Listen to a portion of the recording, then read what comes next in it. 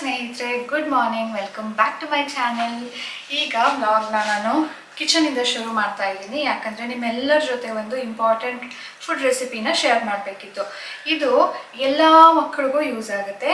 ಯಾಕೆ ಅಂದರೆ ಈಗ ಎಲ್ಲ ಮಕ್ಕಳಿಗೂ ಎಕ್ಸಾಮ್ಸ್ ನಡೀತಾ ಇದೆ. ಅಂದರೆ ನನ್ನ ಮಗಳಿಗೆ ನಡೀತಾ ಇದೆ, ಶುರುವಾಗಿದೆ. ಬೇರೆ ಮಕ್ಕಳಿಗೆ ನೆಕ್ಸ್ಟ್ ಇನ್ನೂ ಶುರುವಾಗುತ್ತೆ. ಸೊ ಇದು ಒಂದು brain booster food. Concentration improve ಆಗುತ್ತೆ, ಹಾಗೆ ಐ ಮತ್ತು ಬ್ರೈನ್ ಕೋಆರ್ಡಿನೇಷನ್ ಇಂಪ್ರೂವ್ ಆಗುತ್ತಂತೆ. So this is omega 3 rich food. So ಬನ್ನಿ ಮಾಡೋಣ, ನೋಡೋಣ ಎಷ್ಟು ನಮ್ಮ ಸಾನಿಗೆ ಎಷ್ಟು ಇಂಪ್ರೂವ್ ಆಗುತ್ತೆ ಅಂತ. ಅವಳು ಚೆನ್ನಾಗೇ ಓದ್ತಾಳೆ, ಎಲ್ಲನೂ ಓದ್ತಾಳೆ. ಪಾಪ ನಾನು ಓದು ಅಂದ ತಕ್ಷಣ ಕೂತ್ಕೊಂಡು ಇಷ್ಟಪಟ್ಟೋ ಕಷ್ಟಪಟ್ಟೋ ಒಟ್ಟಿನಲ್ಲಿ ಓದ್ತಾಳೆ. ಓದಾದ್ಮೇಲೆ ಅದು ಯಾಕೋ ಗೊತ್ತಿಲ್ಲಪ್ಪ, ಅಷ್ಟಾಗಿ ಓದಿರ್ತಾಳೋ ಇಲ್ವೋ ಮರ್ತು ಬಿಡ್ತಾಳೆ.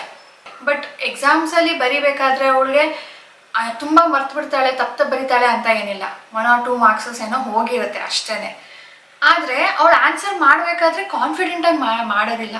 ಅದಕ್ಕೆ ಸ್ವಲ್ಪ ಇದು ಕೊಡೋಣ ಅಂದ್ಬಿಟ್ಟು ಮಾಡ್ತಾ ಇದ್ದೀನಿ. ಇದಂತೂ ಈಗ ಎಲ್ಲ ಮಕ್ಕಳಿಗೂ ಯೂಸ್ ಆಗುತ್ತೆ. ನಿಮ್ಮಲ್ಲೂ ತುಂಬ ಜನ ಹೇಳ್ತೀರಾ, ಅಕ್ಕ ನನ್ನ ಮಕ್ಕಳು ಓದೋದೇ ಇಲ್ಲ, ಏನು ಮಾಡೋದು, ಹೇಗೆ ಓದಿಸೋದು, ಈಗ ನೀವು ಎಕ್ಸಾಮ್ಗೆ ಹೇಗೆ ಓದಿಸ್ತೀರಾ ನನಗೆ ತಿಳಿಸಿ, ಅದು ನಮಗೂ ಹೆಲ್ಪ್ ಆಗುತ್ತೆ ಅಂತ ಹೇಳಿಬಿಟ್ಟು. ಸೊ ನಾನು ಹೇಗೆ ಓದಿಸ್ತೀನಿ ಅಂತ ಇವತ್ತು ಬಂದಮೇಲೆ ತಿಳಿಸ್ತೀನಿ ಬಿಡಿ. ಸಾನು ಇವತ್ತು ಸ್ಕೂಲಿಂದ ಬಂದ ಮೇಲೆ ಅವಳ ರುಟೀನ್ ಹೇಗಿರುತ್ತೆ ಸ್ಕೂಲ್ ಬಂದಮೇಲೆ ಎಕ್ಸಾಮ್ ಇರೋದ್ರಿಂದ ಅಂತ ನಿಮ್ಮ ಜೊತೆ ಶೇರ್ ಮಾಡ್ತೀನಿ.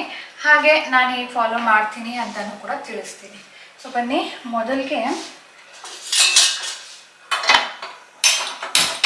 ನಮಗಿಲ್ಲಿ 4 ಸೀಡ್ಸ್ ಬೇಕು. ಒಂದು chia seed, flax seed, pistachio, walnut.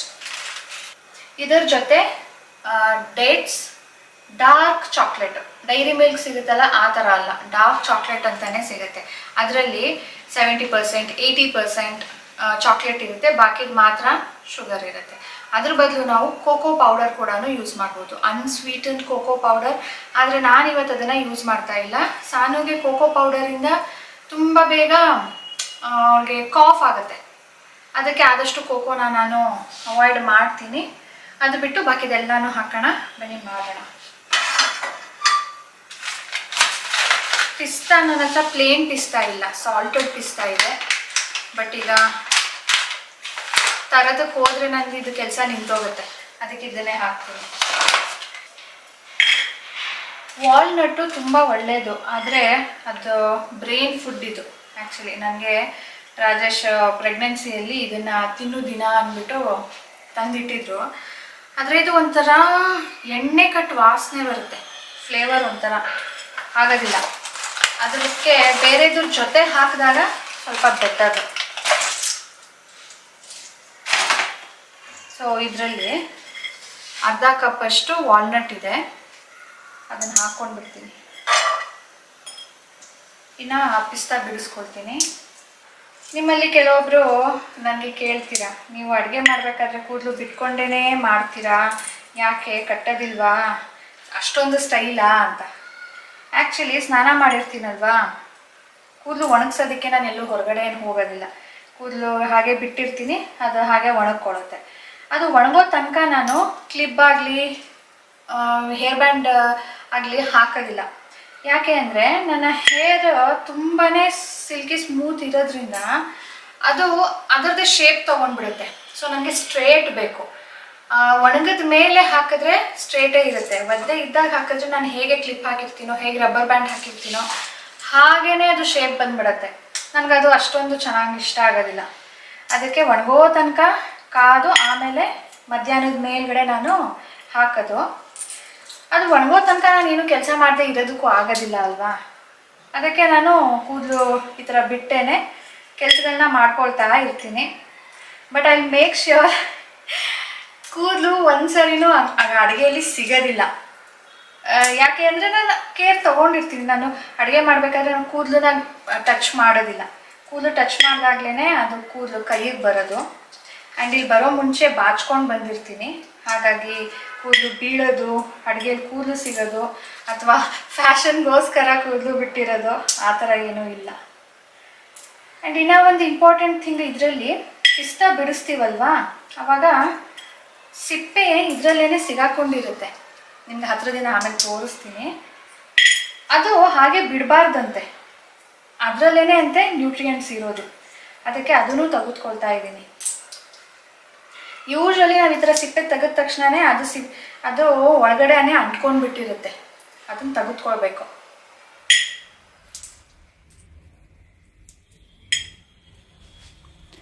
ನೋಡಿ ಇಲ್ಲಿ ಸಿಪ್ಪೆ ಸೇರ್ಕೊಂಡಿದೆ ಅಲ್ವಾ, ನಾವು ಹಾಗೆ ಬಿಸಾಕ್ಬಿಡ್ತೀವಿ. ಈ ಸಿಪ್ಪೆನ ಕೂಡ ಈ ಥರ ತೆಗೆದುಕೊಳ್ಬೇಕಂತೆ.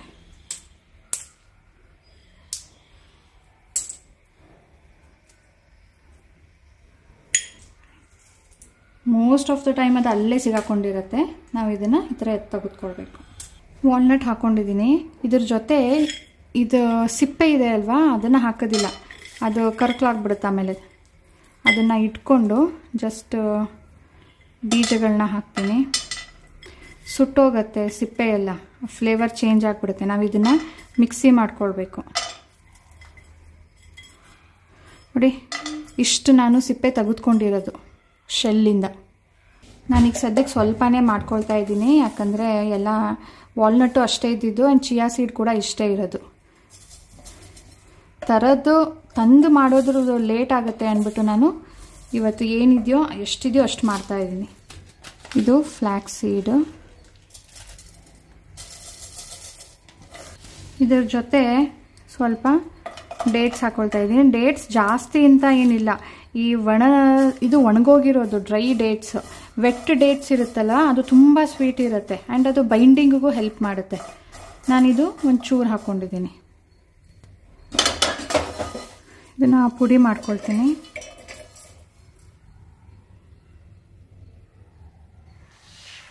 ಟೇಸ್ಟ್ ಫುಲ್ ವಾಲ್ನಟ್ದೇ ಇದೆ, ಫ್ಲ್ಯಾಕ್ಸ್ ಸೀಡ್ದು ಬರುತ್ತೆ. ಅದಕ್ಕೆ ಅನಿಸುತ್ತೆ ಅವ್ರು ಚಾಕ್ಲೇಟ್ ಹಾಕೋದು, ಬಟ್ ಚಾಕ್ಲೇಟ್ ನಾನು ಹಾಕೋ ಹಾಗಿಲ್ವಲ್ಲ, ಅದಕ್ಕೆ ಏನು ಮಾಡೋದು, ಇನ್ನು ಸ್ವಲ್ಪ ಖರ್ಜೂರ ಹಾಕ್ತೀನಿ. ಇದು ವೆಟ್ ಡೇಟ್ಸ್ ಮತ್ತು ಚಾಕ್ಲೇಟ್ ಹಾಕಿದಾಗ ಉಂಡೆ ಮಾಡ್ಬೋದು, ಅದು ಒದ್ದೆ ಇರುತ್ತೆ. ಇದು ಈಗ ಒದ್ದೆ ಆಗೋದಿಲ್ಲ, ಅದಕ್ಕೆ ನಾನೇನು ಮಾಡಬೇಕು, ತುಪ್ಪ ಸೇರಿಸ್ಬೇಕು. ನೋಡ್ತೀನಿ, ಇನ್ನು ಸ್ವಲ್ಪ ಖರ್ಜೂರ ಮತ್ತು ತುಪ್ಪ ಸೇರಿಸಿ ಉಂಡೆ ಮಾಡ್ತೀನಿ.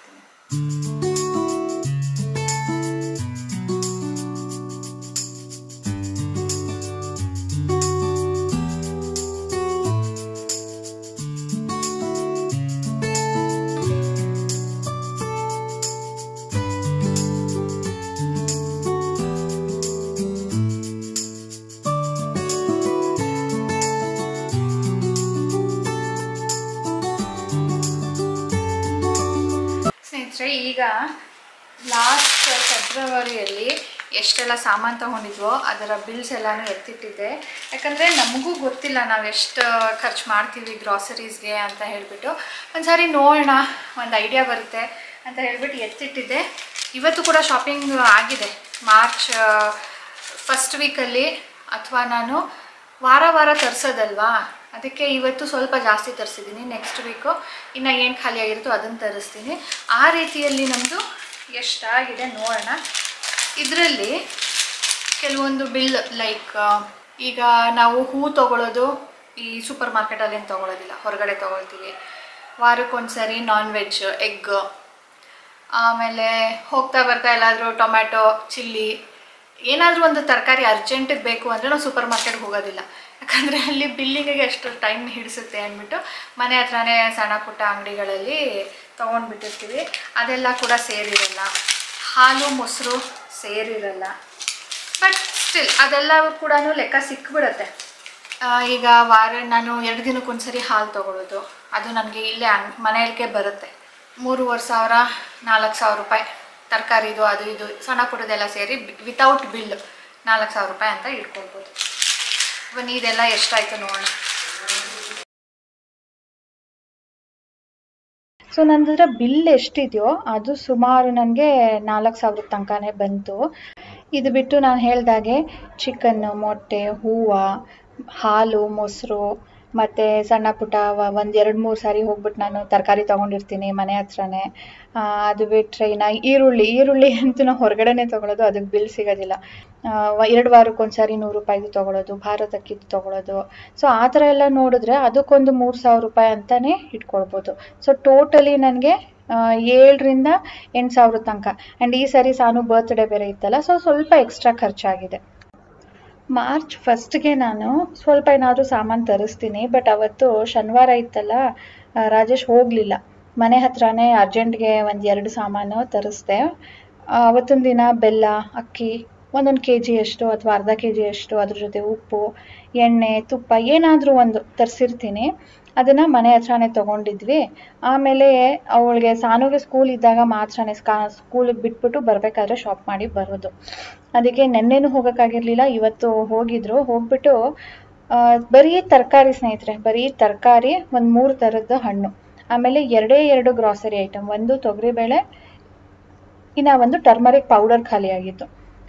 ಸಾನುಗೆ ನಾನು ಹಾಲ್ಗೆ ಅದನ್ನೇ ದಿನ ಕೊಡೋದು. ಅವಳಿಗೆ ಹಾರ್ಲಿಕ್ಸು, ಬೋರ್ಮೇಟಾ ಆ ಥರದ್ದು ಯಾವುದೂ ಕೊಡೋದಿಲ್ಲ. ಡ್ರೈ ನಟ್ಸ್ನ ಪೌಡರ್ ಕೊಡೋಣ ಅಂದ್ಕೊಂಡಿದ್ದೆ, ಬಟ್ ಅದು ಟೇಸ್ಟ್ ಅಂತ ಜಾಸ್ತಿ ಬರ್ತಾ ಇರಲಿಲ್ಲ, ಗೊತ್ತಾಗ್ತಾನೆ ಇರಲಿಲ್ಲ ಹಾಕಿದೆ ಅಂದ್ಬಿಟ್ಟು.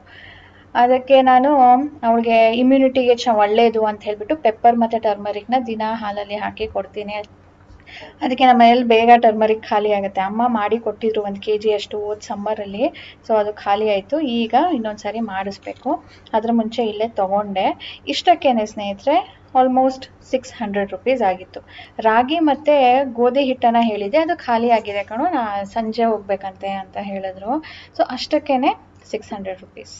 ಆಲ್ ಥ್ಯಾಂಕ್ಸ್ ಟು ಇನ್ಫ್ಲೇಷನ್ ಅಲ್ವಾ. ನಾವಿರೋ ಕಡೆನೇ ಇದ್ದೀವಿ, ಇನ್ಫ್ಲೇಷನ್ ಮಾತ್ರ ಹೋಗ್ತಾನೇ ಇದೆ ಮೇಲೆ. ಸ್ಕೂಲಿಂದ ಸಾನುಗೆ ಕರ್ಕೊಂಡು ಬಂದೆ. ಅದ್ರ ಮುಂಚೆ ಸ್ವಲ್ಪ ಹೊರಗಡೆ ಕೆಲಸ ಆಯಿತು, ಅದು ಆಗಲೇ ಇಲ್ಲ, ಹೋಗಿ ಸುಮ್ಮನೆ ವೇಸ್ಟ್ ಆಯಿತು. ಓಕೆ, ಬಂದ ತಕ್ಷಣವೇ ಇಬ್ಬರು, ನನಗಂತೂ ಯಾಕೋ ಗೊತ್ತಿಲ್ಲ, ಸಖತ್ ಹೊಟ್ಟೆ ಹಸಿವಾಗ್ಬಿಡ್ತು. ಸಾನು ಜೊತೆ ಕಾಯೋದಕ್ಕೂ ಪೇಷನ್ಸ್ ಇರಲಿಲ್ಲ. ಸೊ ನಾನೇ ಮೊದಲು ಊಟ ಮಾಡಿಬಿಟ್ಟೆ, ಆಮೇಲೆ ಅವಳು ಊಟ ಮಾಡಿದ್ಲು. ಸೊ ಅಲ್ಲಿ ಇಟ್ಟಿದೆ ಅಲ್ವಾ, ಏನು ಮಮ್ಮ ಇದು ಲಡ್ಡು ಅಂತ ಕೇಳಿದ್ಲು ಬಂದ ತಕ್ಷಣವೇ.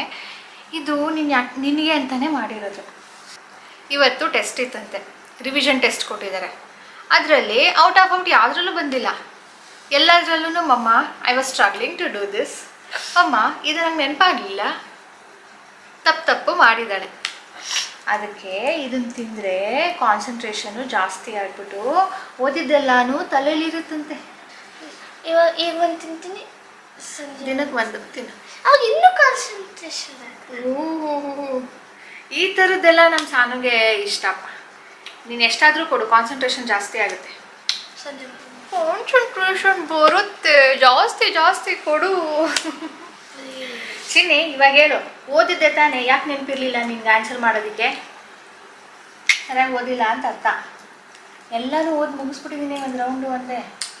ಯಾಕೆ ಸಾನು ಅಂದರೆ, ಒಂದೇ ಸಾರಿ ಓದಿರೋದು ನಾನು 2 ಸಾರಿ ಓದಬೇಕು, ಅವಾಗ ನನ್ನ ತಲೆಯಲ್ಲಿರುತ್ತೆ ಅಂತೆ. ನೈಸ್ ಆನ್ಸರ್ಸ್ನು. What next? ಈಗ 5 ಗಂಟೆ ತನಕ ಸಾನುಗೆ ಟಿ ವಿ ನೋಡೋದಕ್ಕೆ ಪರ್ಮಿಷನ್ನು. ಚೆನ್ನಾಗಿದೆಯಾ ಸೋನಾ ಲಡ್ಡು? ಏಯ್ ಮೊದಲು ಆನ್ಸರ್ ಮಾಡುವಲ್ಲಿ ಹೆಂಗಿದೆ ಅಂತ. ತಗೊಳ್ತಾನೆ ಅಂದರೆ ಹೇಗಿದೆ? ಅಂಡರ್ಸ್ಟುಡ್. ಡ್ಯಾಡಾ ಹೇಳಿದ್ರು ವಾಲ್ನಟ್ಸ್ ಜಾಸ್ತಿ ಕೊಡು, ಇಟ್ಸ್ ವೆರಿ ಗುಡ್ ಒಮೆಗಾ 3ಗೆ, ಬ್ರೈನ್ ಡೆವಲಪ್ಮೆಂಟ್ಗೆ ತುಂಬ ಒಳ್ಳೆಯದು, ಜಾಸ್ತಿ ವಾಲ್ನಟ್ ಕೊಡಬೇಕು ಅಂತ. ನೀನು ವಾಲ್ನಟ್ ಇಷ್ಟನೇ ಪಡಲ್ಲ. ಈಗ ನಾನು ಸಾಯನೋ ಟೈಮ್ ಟೇಬಲ್ ಹೇಳ್ತಾ ಇದ್ದೆ. 5 o'clock ತನಕ ಅವಳು ಬಂದ ಮೇಲೆ ಟಿ ವಿ ನೋಡ್ತಾಳೆ, 4 to 5. ಅದಾದಮೇಲೆ ಓದೋದು ಕೂರ್ತಾಳೆ, ಓದ್ತಾಳೆ. ನಿದ್ದೆ ಮಾಡ್ತಾಳೆ. ಎಷ್ಟು ಡೈವರ್ಟ್ ಆಗ್ತಾಳೆ ಅಂದರೆ 8 ಗಂಟೆ ತನಕನೂ 7:15 ಆಗುತ್ತೋ ಇಲ್ವೋ, ಅಮ್ಮ ಟೈಮ್ ಎಷ್ಟು ಯಾಕೆ ಹೇಳಿ? 8 ಗಂಟೆಗೆ ಅವಳು ಟಿ ವಿ ನೋಡೋಕೆ ಪರ್ಮಿಷನ್ ಕೊಟ್ಟಿರೋದು. 3 hour ಕುತ್ಕೊಂಡು ಓದಮ್ಮ ಅಂದರೆ ಆ ಕಡೆ ಈ ಕಡೆ ಓಡಾಡೋದು ಮಾಡೋದು. ಸೊ ನಾ ಎಕ್ಸಾಮು ಬಿ ಸೀರಿಯಸ್, ಆಮೇಲೆ ಹೋಲ್ ಡೇ ನೋಡೋದಿದ್ದೇ ಇದೆ. ನೋಡು, ಇವತ್ತು ಫುಲ್ ಮಾರ್ಕ್ಸ್ ತೆಗ್ದಿದ್ರೆ ನಾನು ಈ ಥರ ಹೇಳ್ತಿದ್ನಾ? ಎಲ್ಲ ಮುಗಿಸಿದ್ವಲ್ಲ ಮಗಳೇ, ಮುಗಿಸಿದ್ವಿ. ಯಾವುದೋ ಒಂದು ಲಾಸ್ಟಲ್ಲಿ ಸಿಂಪ್ಲಿಫೈ ಮಾಡಬೇಡ ಅಂದೆ, ಅಲ್ಲಿ ಸಿಂಪ್ಲಿಫೈ ಮಾಡಿದರು. ಸರಿ, ಇದು ಒಂದೊಂದಕ್ಕೆ ಒಂದೊಂದು ಥರ ಬರ್ತಾಯಿದೆ, ಮ್ಯಾಮ್ಗೆ ಕೇಳು ಅಂದೆ. ಅದಾದಮೇಲೆ ನಾವು ಮಾಡಲೇ ಇಲ್ಲ. ಈಗ ಇದು ಮಾಡಬೇಕಾ, ಪರ್ಸಂಟೇಜ್ ಮಾಡಬೇಕು? ನಾಳೆ ಯಾವುದು ಟೆಸ್ಟು? ಸರಿ, ಪರ್ಸಂಟೇಜ್ ಮಾಡಿಬಿಡ್ತೀನಿ. ಅದೊಂದು ಮಾಡಿ. ಈಗ ಇವತ್ತು ಟೆಸ್ಟ್ ಕೊಟ್ಟಿದ್ರಲ್ಲ, ಆ ಕ್ವೆಶ್ಚನ್ನ ಸಾಲ್ವ್ ಮಾಡೋಣ. ಪರ್ಸಂಟೇಜ್ದು ಈ ಹುಡುಗಿಗೆ ನೋಡ್ರಿ ಕಾನ್ಸಂಟ್ರೇಷನ್ ಎಷ್ಟಿದೆ ಅಂತ. ಕ್ಲಾಸಲ್ಲಿ ಇವತ್ತು ಟೆಸ್ಟ್ ಕೊಟ್ಟಿರೋದ್ರಲ್ಲಿ ಪರ್ಸಂಟೇಜ್ದು ಒಂದು ಪ್ರಾಬ್ಲಮ್ ಇದೆ, ನಾನು ನೋಡಿದ್ದೀನಿ. ಇವಳು ಯಾವುದಿದೆ ಪರ್ಸೆಂಟೇಜ್ ಮಾಡಬೇಕು, ಪ್ರಾಫಿಟ್ ಆ್ಯಂಡ್ ಲಾಸ್ ಮಾಡಬೇಕು. ಇನ್ನು ಪ್ರಾಫಿಟ್ ಆ್ಯಂಡ್ ಲಾಸ್ ಬಗ್ಗೆ ಓಕೆ, ಈಗ ಅವಳಿಗೆ ಯಾವುದಾದ್ರು ಟೆಸ್ಟಲ್ಲಿ ಕ್ವೆಶನ್ಸ್ ಕೇಳಿದ್ರು ಅವಳು ಯಾವುದಾದ್ರು ಆನ್ಸರ್ ಮಾಡಿಲ್ಲ ಅಥವಾ ರಾಂಗ್ ಆನ್ಸರ್ ಮಾಡಿದಾಳೋ ಅದರದ್ದು ಡೌಟ್ ಕ್ಲಿಯರ್ ಮಾಡ್ತಾ ಇದ್ದೀನಿ, ಹೇಗೆ ಕ್ಯಾಲ್ಕುಲೇಟ್ ಮಾಡೋದು ಅಂತ. ಇದಾದಮೇಲೆ 2 ಹೊಸ ಚಾಪ್ಟರ್ ಇದೆ ಮ್ಯಾಥಲ್ಲಿ. ಅಂದರೆ ಅವ್ರಿಗೆ ಟೋಟಲಿ 5 or 6 ಏನೋ ಚಾಪ್ಟರ್ಸ್ ಇರೋದು. ಒಂದು ಕಡೆಯಿಂದ ಸ್ಟಾರ್ಟಿಂಗಿಂದ ಮುಗಿಸಿದೆ. 8 ಸರಿ 8 ಇರೋದು. 8ಅಲ್ಲಿ ಇನ್ನು 2 ಬಾಕಿ ಇದೆ. ಸೊ ಒಂದನ್ನು ಹೇಳ್ಕೊಡ್ತೀನಿ, ಅದಾದಮೇಲೆ ಬಾಕಿದನ್ನು ಅವಳು ಸಾಲ್ವ್ ಮಾಡ್ತಾಳೆ. The number whose dash percent is dash. 20% ಅಂದರೆ 8 ಇದೆ, 8 ಮಾರ್ಕ್ಸ್ ಬಂದಿದೆ ಅಂತ ಇಟ್ಕೊ. ಸ್ನೇಹಿತರೆ, ಈಗ ಇಬ್ಬರು ಬ್ರೇಕ್ ತೊಗೊಂಡಿದ್ದೀವಿ. ಸಾನುಗೂ ಓದಿ ಬೇಜಾರಾಯಿತು, ನನಗೆ ನಿದ್ದೆ ಬರ್ತಾಯಿತ್ತು ಹೇಳ್ಕೊಟ್ಟು. ಎಡಿಟಿಂಗ್ ಮಾಡೋಣ ಅಂತ ಅಂದ್ಕೊಂಡೆ, ಬಟ್ ಆಮೇಲೆ ನೆನಪಾಯಿತು ನಾಳೆ ತಿಂಡಿಗೆ ಪ್ರಿಪೇರ್ ಮಾಡಿಬಿಡೋಣ, ಸಾನುಗೆ ಹಾಲು ಕೊಡಬೇಕು ಅಂತ ಎದ್ದು ಬಂದೆ. ಸಾನುಗೆ ತಲೆನೋವ್ತಾ ಇದೆಯಂತೆ. ಅದಕ್ಕೆ ತಲೆನೋವು ಬರೋದಕ್ಕೂ ತುಂಬ ರೀಸನ್ಗಳಿರುತ್ತೆ. ಲೈಕ್ ಇಲ್ಲಿ ಬಂದರೆ ಇಲ್ಲಿ ಬಂದರೆ ಒಂದು ಸೈಡ್ ಬಂದರೆ ಇಲ್ಲೆಲ್ಲ ನೋವು ಬಂದರೆ ಆ ಥರ ಡಿಫ್ರೆಂಟ್ ಇದೆಯಂತೆ. ಅಷ್ಟೊಂದು ತಲೆನೋವುದು ವೆರೈಟೀಸ್ ಇದೆ, ನಂಗೆ ನೆನ್ಪಿಟ್ಕೊಳಕ್ಕೆ ಆಗೋದಿಲ್ಲ ಯಾವುದಕ್ಕೆ ಯಾವುದು ಅಂತ. ಸದ್ಯಕ್ಕೆ ನೀರು ಕುಡಿ ನೋಡೋಣ, ಕಡಿಮೆ ಆಗ್ಬೋದು ಅಂದೆ. ಅದಕ್ಕೆ ಅವಳು ಸರಿ ನನಗೆ ಲೆಮನೇಡ್ ಕೊಡು ಅಂದ್ಕೊಂಡು ಅವಳೇ ಮಾಡ್ಕೊಡ್ತಾ ಇದ್ದಾಳೆ. ಇದು ಸಾನುಗೆ ಬರ್ತ್ಡೇ ಗಿಫ್ಟ್ ಅವಳ ಫ್ರೆಂಡ್ ಕೊಟ್ಟಿದ್ದು.